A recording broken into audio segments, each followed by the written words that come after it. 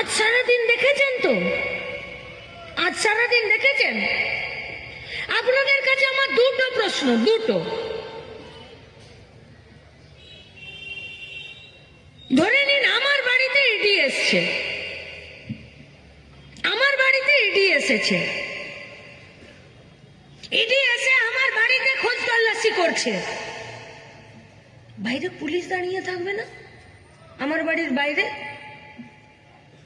আমার বাড়ির লোকজনকে একটা জায়গায় চেয়ারে বসিয়ে দেবে না, যে এখানে চুপ করে বসে থাকো, আর কোথায় কি তালা চাবি আছে দাও, আর সব জিনিস ঘেটে দেখবে তো? তাই তো, আমি যদি তালা চাবি না দিই তাহলে তো আমার ঘরের জিনিসপত্র ভাঙচুর করে পুলিশ দেখবে, আর আমার বাড়ির গেটে, বাইরের গেটে তো পুলিশ দাঁড়িয়ে থাকবে।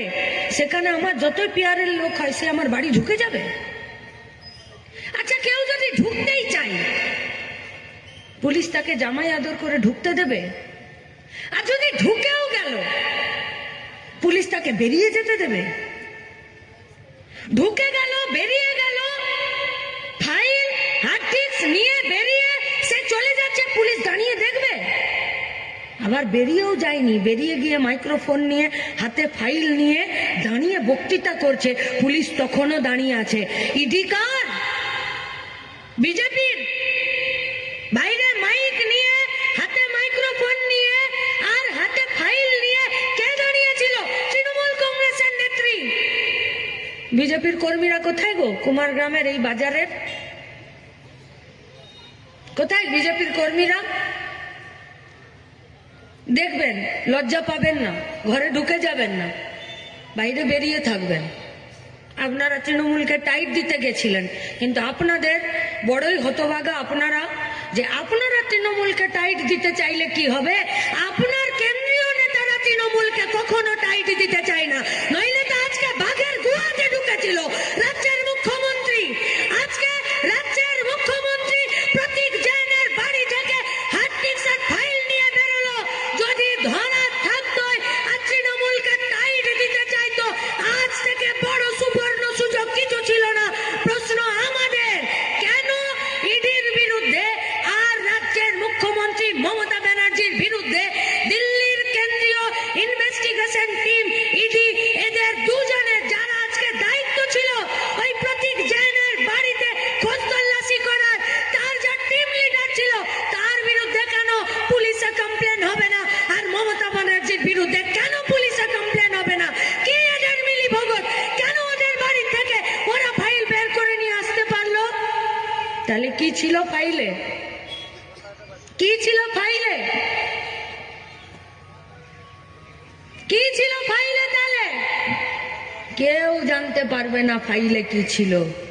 তাহলে বিজেপির কর্মীদের কাছে আমার একটাই প্রশ্ন, ভাই ভেবে দেখুন ভালো করে, বন্ধুরা আমাদের ভালো করে ভেবে দেখুন।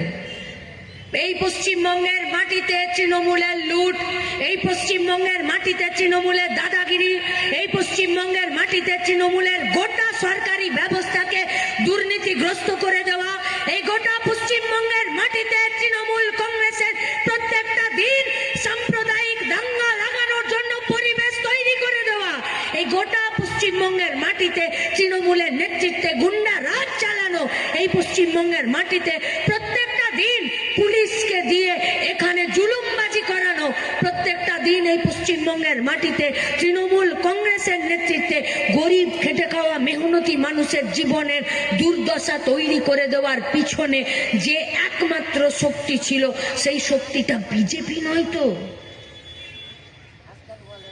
বিজেপি নয় তো? বিজেপির কর্মীদের কাছে আমার প্রশ্ন, এর আগে অনেকবার জিজ্ঞেস করেছি,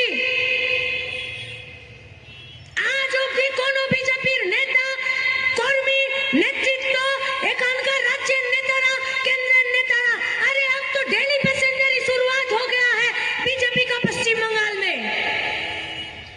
आज अमित शाह आ रहे हैं तो कल मोदी आ रहे हैं,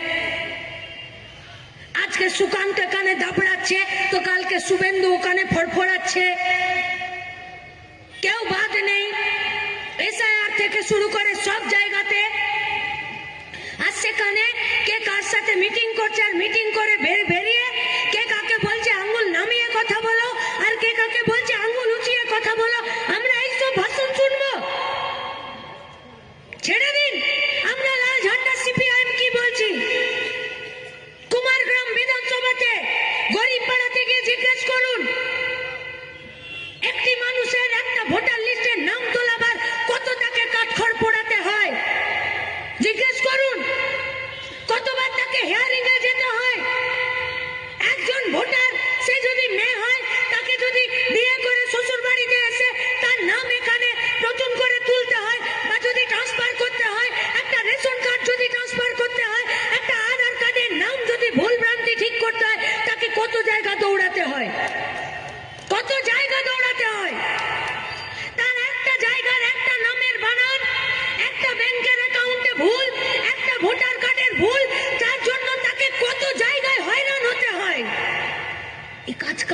করে?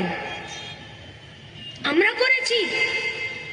মানুষ নিজে নিজের আধার কার্ড বানিয়েছে, মানুষ নিজে নিজের ভোটার কার্ড বানিয়েছে, মানুষ নিজে নিজের बैंकेर कार्ड বানিয়েছে ना। तो सरकारी जो आदमी है, सरकारी जो कर्मचारी है, वही लोग तो बनाता है। तो दाय तो इलेक्शन कमीशन का है। 5 বছর আগে মরে যাওয়া দাদু ঠাকুমা যদি ভোট দিতে আসে, এ দায় কার? এ দায় তো ইলেকশন কমিশনের। তাহলে ইলেকশন কমিশন এখানে মরা লোকের নাম ভোটার লিস্টে রেখে দিয়েছিল বলেই তো আজকে এই সমস্যা। ইলেকশন কমিশনের লোকজন না, এই বিএলও না, এরা এদের কাজ ঠিক করে করেনি বলেই তো আজকে এই অবস্থা। আজকে এরা একটি নির্দিষ্ট রাজনৈতিক দলকে, সে তৃণমূল হোক, সে বিজেপি হোক, তাদের আঙুলের উপরে দাঁড়িয়ে পুতুল খেলার মতন করছে বলে তো আজ এই অসুবিধা। সাফার কারা করছে? গরিব মানুষ। হয়রান কে হচ্ছে? গরিব মানুষ।